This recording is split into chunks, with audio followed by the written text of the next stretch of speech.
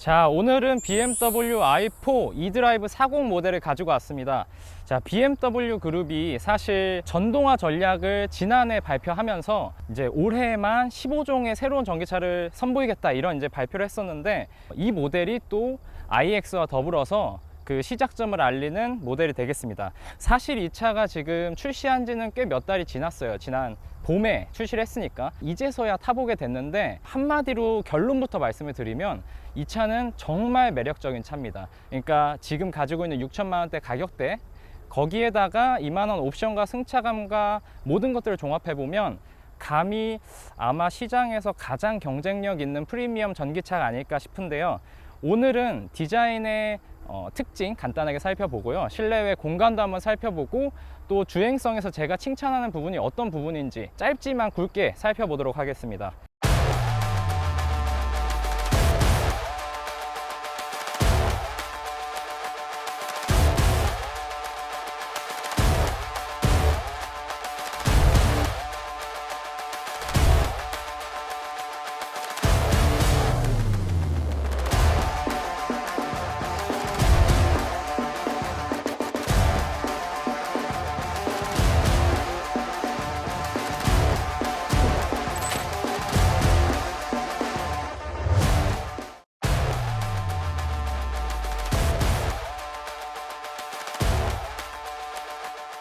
자, 우선 BMW는 2013년에 i3를 처음으로 내놨습니다. 당시에는 이제 본인들이 가지고 있는 기술들을 총망라한 작품이었어요. 카본 코어부터 시작해서 이제 보기 드문, 양산차에서 보기 드문 기술들을 굉장히 많이 넣었었는데, 이제 10여 년이 흐르고 나서 나온 모델은 훨씬 더 대중성이 강해졌습니다.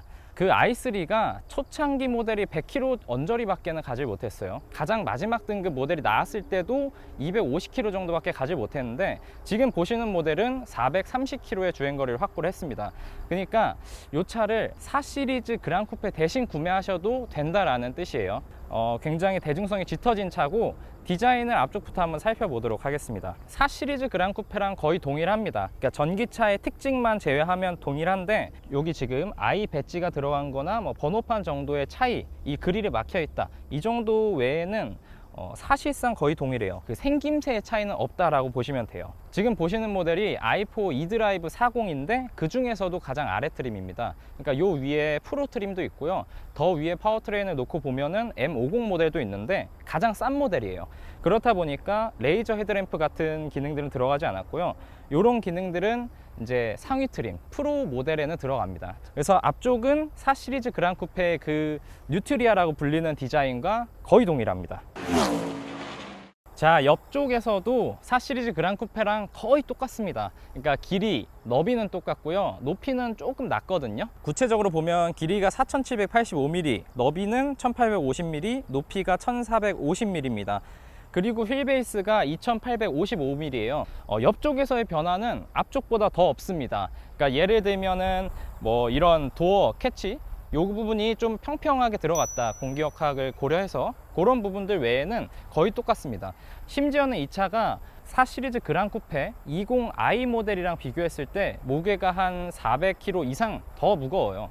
근데도 불구하고 타이어는 앞이 245, 뒤가 255 사이즈로 똑같습니다. 편평비며 휠 사이즈며 전부 다 똑같습니다. 그래서 어떻게 보면은 정말 실용적으로 계산된 차다라고 다시 한번 말씀드릴 수 있을 것 같아요. 요 전비를 살펴보면은 4.6km/kWh예요. 그러니까 5가 조금 안 되는데, 보통 소형 차급에 들어가는 전기차의 경우는 5km를 넘어갑니다. 근데 이 차는 아무래도 거의 중형급에 해당하는, 준중형에서 중형, 우리나라로 치면 그런 크기를 갖고 있기 때문에 4점대가 나오는 거고, 실제로 제가 운전해 봤을 때는 요거보다 훨씬 더 높게 나왔습니다. 자, 뒤쪽에 디자인 변화도 거의 없습니다. 이제 전기차 전용 파란 배지, i4, 그리고 e드라이브 40이라고 붙은 배지 외에는 사실 별 차이가 없어 보여요. 근데 이제 좀 가장 큰 차이라고 볼 수 있는 게 이 아래쪽 디퓨저입니다. 이 차는 전기차다 보니까 여기 머플러 팁이 없잖아요. 그래서 머플러 팁이 들어갈 자리마저도 이렇게 좀 핀이 굉장히 거대한 이런 디퓨저를 달아놨습니다. 그래서 아무래도 전기차다 보니까 아직은 좀 항속거리에 대한 걱정이 가장 크거든요. 그런 부분들을 조금이나마 잠재우기 위해서 이런 디퓨저로도 또 공기역학을 개선했다, 이렇게 보시면 될 것 같아요. 그 다음 이제 트렁크 용량은 4 시리즈 그랑코파 뭐 똑같다고 보시면 됩니다. 기본 용량은 470리터고 이 폴딩 했을 때는 1290리터까지 확장이 됩니다. 그래서 이게 수치로 놓고 보면은 엄청 큰 차는 아니에요. 근데 이제 일단은 입구가 이렇게 크게 열리는 패스트백 스타일로 열리는 트렁크 해치가 또 특징이고, 그러다 보니까 짐을 넣고 뺄 때 요 앞으로만 넣을 수 있는 게 아니라 위에서도 넣을 수 있는, 그래서 굉장히 실용적인 모습을 보여주고 있습니다. 근데 이렇게 폴딩하면 완만하게 이어지고요. 물론 중간에 턱이 생기긴 하지만 완만하게 이어지고, 뭐 요 아래쪽에도 꽤 커다란 공간이 있어요. 지금은 충전기가 들어가 있는데 여기에 이제 작은 짐들, 뭐 세차 좋아하시는 분들은 세차용품 같은 거 넣어도 될 만큼 큰 공간이 들어가 있습니다. 충전구는 오른쪽 뒤편에 있습니다. 기본적으로 이제 DC 콤보 방식의 급속 충전을 지원합니다.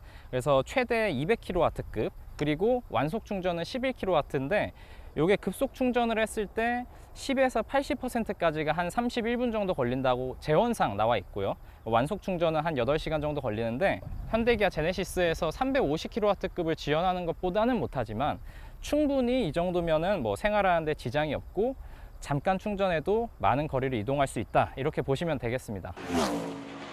자, 실내 보시는 것처럼 또 제가 똑같은 얘기를 하게 되는데 4 시리즈랑 비슷해요. 레이아웃이 비슷한데 정말 큰 차이가 뭐냐 라고 보면 바로 이 디스플레이입니다. 파노라마 디스플레이가 이전에는 보지 못한 크기와 어떤 럭셔리한 느낌을 주고 있어요. 지금 계기판은 12.3인치 디스플레이고요. 센터 모니터는 무려 14.9인치입니다. 15인치 노트북 하면 되게 크잖아요. 그만큼 큰 모니터가 들어가 있다고 보시면 돼요. 그래서 이게 해상도 자체도 굉장히 높고 색감도 좋고 반응성도 꽤 빠릅니다. 그래서 뭐 요 부분에서는 만족감이 정말 높고, 사실 요게 레이아웃을 4 시리즈 그랑코페 그대로 가져왔기 때문에 어떻게 보면은 신차를 사는 느낌이 안 들 수도 있거든요. 근데 요런 소소한 부분들, 근데 가장 고객들이 만족할 만한 부분에서의 변화를 줬다는 점에서는 BMW가 머리를 잘 썼다, 이렇게 볼 수가 있을 것 같아요.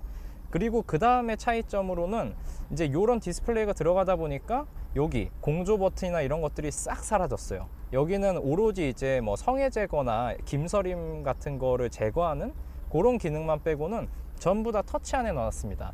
근데 이게 제가 보통의 터치 디스플레이를 이야기할 때 좀 단점으로 꼽는 게 너무 메뉴를 한 번 더 들어가야 된다, 이런 이야기를 하는데, 지금 같은 경우는 이 공조장치 온도 조절은 따로 빼놨어요. 그러다 보니까 바로바로 이렇게 터치를 통해서 온도 조절을 할 수가 있고, 자세한 건 여기 이제 들어가서 해야겠지만 어쨌든 온도 조절은 빠르게 할 수 있다는 점, 요게 당연한 것 같지만 아닌 차들이 생각보다 많습니다. 자, 여러분이 너무나 사랑하는 통풍 시트는 여기엔 없습니다. 근데 이제 프로 모델, 아까 말씀드린 상위 등급엔 들어가고요. 2열 열선도 같이 들어가게 됩니다. 요 아래쪽 보시면 기어 노브랑 스타트 버튼은 또 파랗게 칠해져 있어요. 이게 사실 전 좀 오게티가 아닌가 싶은데, 요 이제 어떤 사이버틱한, 그리고 이 메탈 느낌이 가득한 실내에서 갑작스럽게 하늘색 버튼이랑 기어 노브가 튀어나왔는데, 이게 이제 기존의 BMW가 친환경차에 넣는 이 블루 색상이긴 하지만 어쨌든 좀 생뚱맞고 꼭 누가 사인펜으로 칠한 것 같아서 저는 좀 요게 안 예쁘다 라고 생각을 합니다. 그리고 지금은 수동 시트예요. 이게 이렇게 앞뒤로 수동으로 움직이는데, 요게 이제 초창기 모델에 한해서 좀 반도체 이슈로 빠진 옵션이고, 아마 현재 출고하시는 분들은 이게 다 전동 시트로 바뀌어 있을 겁니다. 그리고 마지막으로 헤드업 디스플레이가 굉장히 커요. 상당히 좀 매력 포인트인 것 같고, 실내 느낌도 4 시리즈 그랑쿠페가 부분 변경된다면 이런 모습이지 않을까 하는 느낌으로다가 i4를 먼저 설계를 했다, 이렇게 보여집니다. 그래서 i4를 구매하시는 분들이 이 차가 내연기관 플랫폼에 뭐 이렇게 정말 소소한 부분만 바꾼 게 아니라 조금 더 요즘스럽게 변화를 줬구나, 고객들의 요구사항을 많이 받아들였구나, 이런 점들을 좀 보여주는 것 같아서 저는 개인적으로는 굉장히 좋은 변화다라고 생각을 합니다. 뒷좌석 공간이 4 시리즈 그랑 쿠페랑 뭐 동일하다고 생각을 하시겠지만 어쨌든 저희가 또 보여드린 적이 없기 때문에 한번 앉아봤습니다. 앞좌석은 제 포지션대로 놨고요. 제가 키가 173인데 아무래도 또 운전을 조금 더 타이트하게 잡고 하는 편입니다. 또 테스트 드라이브를 해야 되고 하기 때문에. 그래서 그걸 감안해 주시면 될 것 같고, 제 무릎 앞에는 주먹 2개 조금 넘게 들어갑니다. 그러니까 이 정도 차체 사이즈에 비해서는 좁은 편이에요. 좁은 편인데 이제 뭐 국산차나 이런 브랜드들이랑 비교를 했을 때는 아무래도 좀 좁아 보일 수밖에 없고, 이제 의뢰 이런 뒷바퀴 굴림을 채용한 프리미엄 브랜드들에서는 이 정도면은 그냥 무난한 수준이다 라고 볼 수가 있습니다. 3 시리즈나 뭐 비슷해요.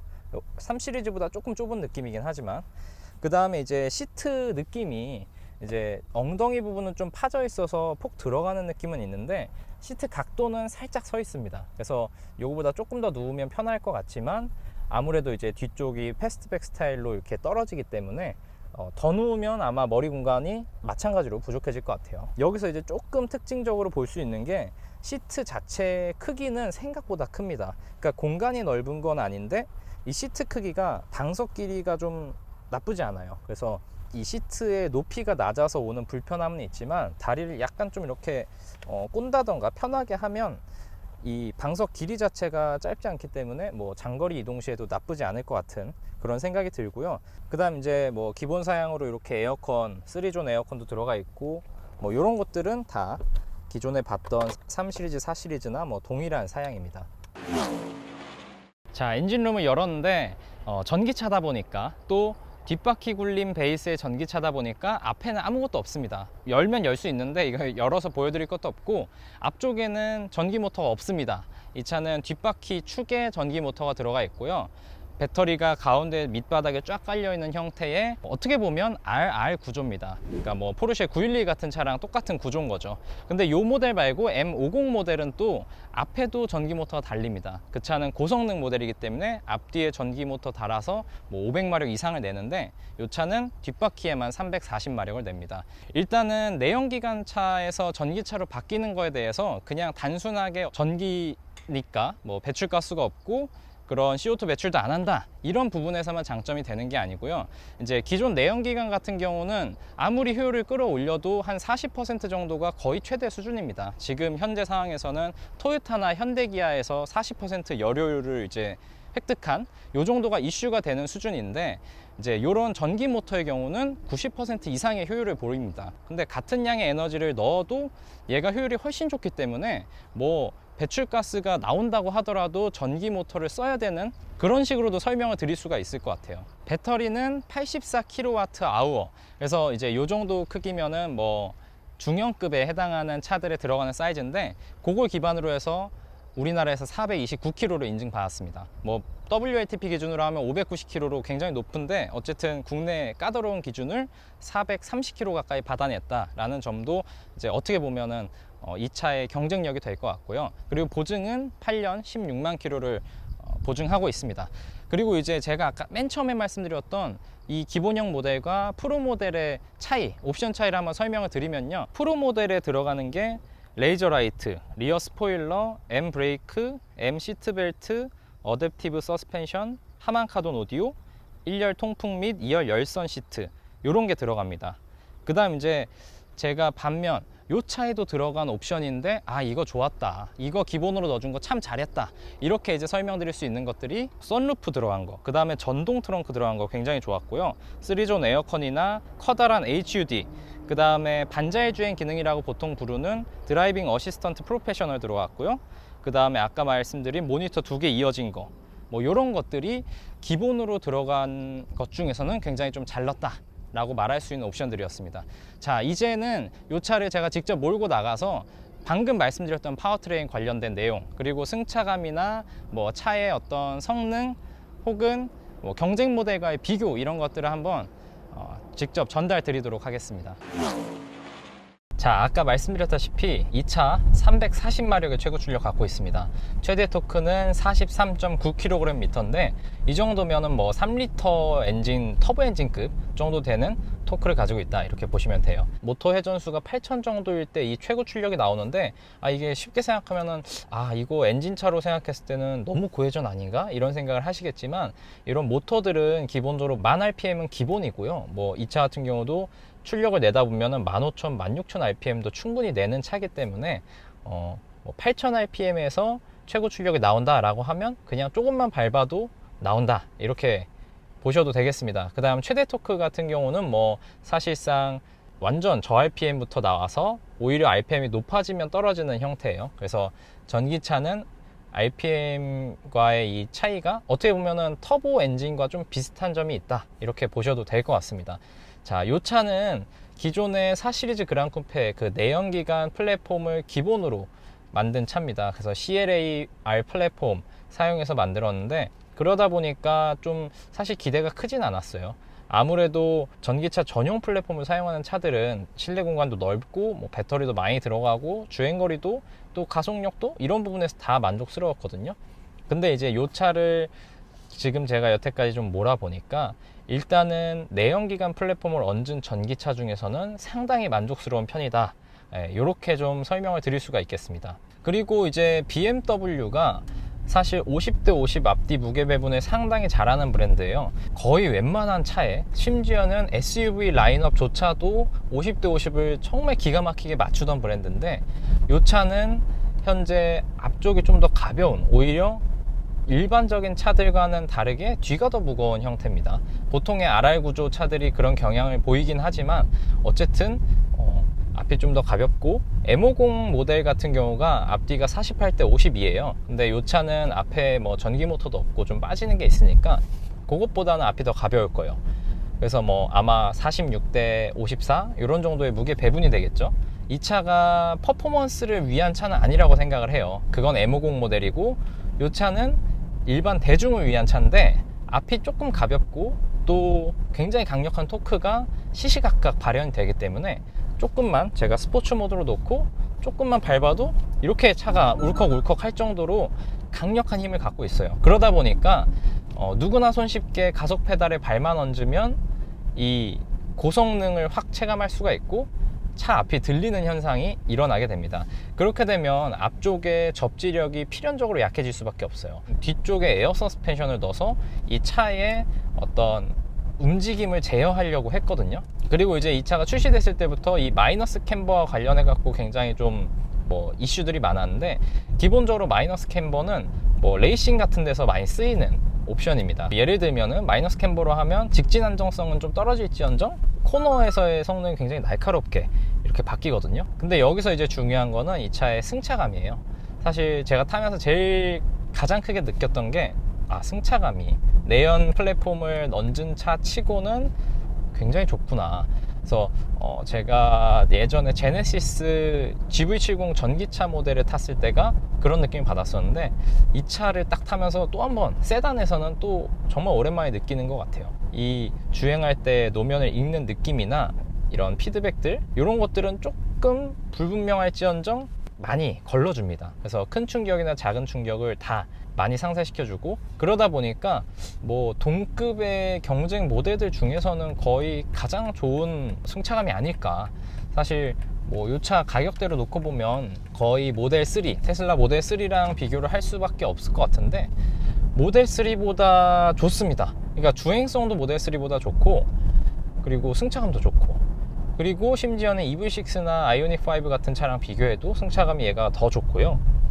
당연히 폴스타 2 이런 모델들이랑 비교해도 마찬가지입니다. 이 차가 가격대가 6천만 원대 혹은 위에 등급은 7천만 원대를 마크하는 싼 차는 아니지만, 이 정도 승차감과 또 주행성을 갖춘 모델은 경쟁 모델로 꼽는 라인업 중에서는 사실상 거의 없다고 볼 수가 있어요. 그래서 승차감 면에서의 만족도는 상당히 높습니다. 심지어 4시리즈 그랑 쿠페보다도 승차감이 좋으니까요.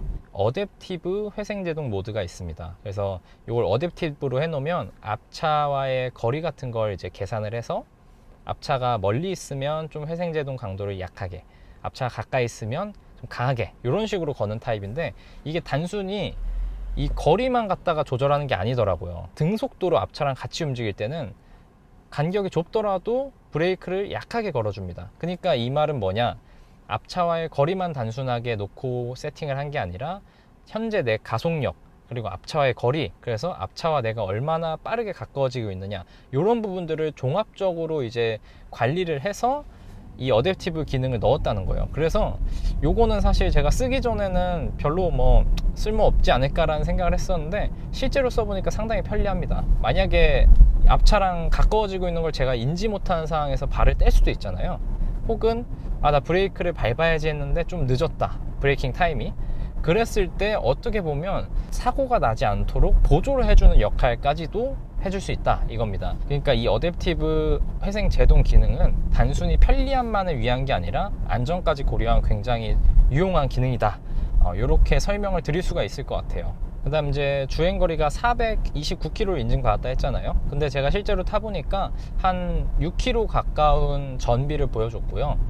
뭐 지금은 5km대로 떨어졌지만 6km 이상을 쉽게 보여줬습니다. 그러다 보니까 뭐 완충했을 때 500km 이상은 충분히 갈 수 있을 것 같은 그런 정도 수치를 보여줬고, 지금도 배터리가 48% 남았는데 220km라고, 스포츠 모드 그리고 제가 테스트 드라이브 하는 중간에도 이 정도를 보여주고 있으니까 뭐 이렇게 스포츠 모드로 과격하게 주행을 해도 완충하면은 450km, 460km는 가겠구나, 이런 생각이 들죠. 우리나라의 그 전비 규정 자체가 굉장히 좀 엄격하기 때문에 아무래도 일반적인 차들이 좀 잘 못 받고 있긴 해요, 이 수치적으로. 근데 아무튼 실연비 측면에서는 훨씬 더 높게 나온다는 점 참고하시면 좋을 것 같고, 그 다음 이제 또 하나의 이슈가 됐던 포인트가, 들리실지 모르겠는데 한스 짐머와 협업해서 만든 이 사운드입니다. 전기차가 사실 밍밍하다, 재미없다 이런 평가를 많이 받아왔는데, 이번에 BMW가 거장이죠, 인터스텔라의 음악을 담당하셨던 한스 짐머와 이 사운드를 연구해서 집어 넣었습니다. 그러니까 지금 요 사운드는 가속할 때만 나는 게 아니라요, 감속할 때도 나고요, 약간씩 다른 음색을 계속해서 보여줍니다. 그러다 보니까 뭐 이전의 전기차들이랑 또 다른 느낌이에요. 요 오디오만 놓고 봐도 저는 상당히 만족도가 높고 재미가 있고 또 멋있습니다. 예, 웅장한 느낌이 굉장히 좋아요.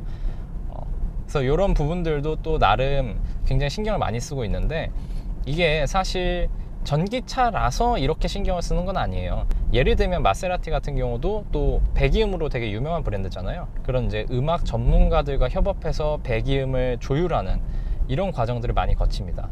근데 이게 이제 내연기관에서 전기차로 넘어왔을 뿐이고, 또 전기차에서는 아무래도 조금 배기음이 심심하기 때문에 더 이제 신경을 많은 브랜드에서 쓰고 있다, 이렇게 보시면 가장 정확할 것 같아요. 자, 이 차에는 아까 말씀드렸다시피 일반 하이파이 오디오가 들어가 있습니다. 그 뭐 하만카돈 이런 거 아니고요. 근데도 음색이 괜찮아요. 아무래도 또 뭐 기본적으로 전기차다 보니까 음악을 듣기 상당히 좋은 배경이잖아요. 이렇게 조용하고 평상시에는 달릴 때도 저속 중속에서까지는 굉장히 조용하기 때문에 음악을 또 감상하기 좋은 조건인데, 하이파이 오디오가 생각보다 괜찮다는 점, 이것도 이 기본형 모델에서 제가 느끼는 또 의외의 장점이었습니다. 자, 이렇게 오늘 BMW i4 40 모델을 만나봤습니다. 말씀드렸다시피 굉장히 적절한 대안으로 가지고 나왔어요. 이 차의 가격은 6,530만원입니다. 요거보다 상위 등급 프로 모델의 경우는 요거보다 890만원이 더 얹혀져야 되거든요. 그러니까 뭐 7천만원대 중반 정도가 되겠죠. 요 차는 6,300만원대인데 여기에 국고 보조금과 지방 보조금을 더하면 5천만원 후반 정도부터 시작을 합니다. 경기도를 기준으로는 5천 후반에서 6천 정도가 되고, 서울은 요거보다 조금 높은 한 6천만원, 6,100만원 요 정도가 될 것 같아요. 보조금을 받아서 6천만원 정도의 수준이다라고 하면 뭐 제네시스 브랜드와 이렇게 좀 비교를 한다라고 하면은 오히려 좀 쌀 것 같은 느낌도 듭니다. GV60 같은 모델이랑 비교하면요.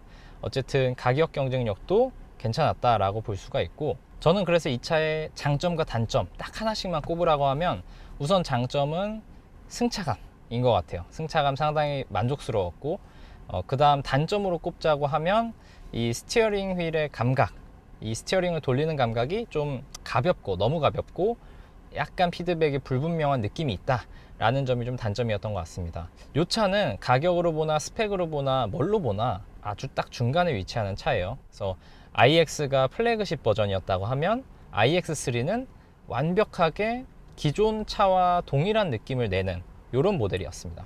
이 i4는 iX처럼 굉장히 진보적이고 새로운 느낌도 아니고 iX3처럼 내연기관의 모습을 너무 닮은 모습도 아니었습니다. 바뀐 부분들이나 아니면 주행감 자체도 그 중간 어느 지점에서 굉장히 잘 포장된 모델이었다 이런 생각이 들고요. 자, 오늘은 여기까지 하고요. 전 또 다음에 다른 차 가지고 와서 또 더 유익한 리뷰 만들도록 하겠습니다. 감사합니다.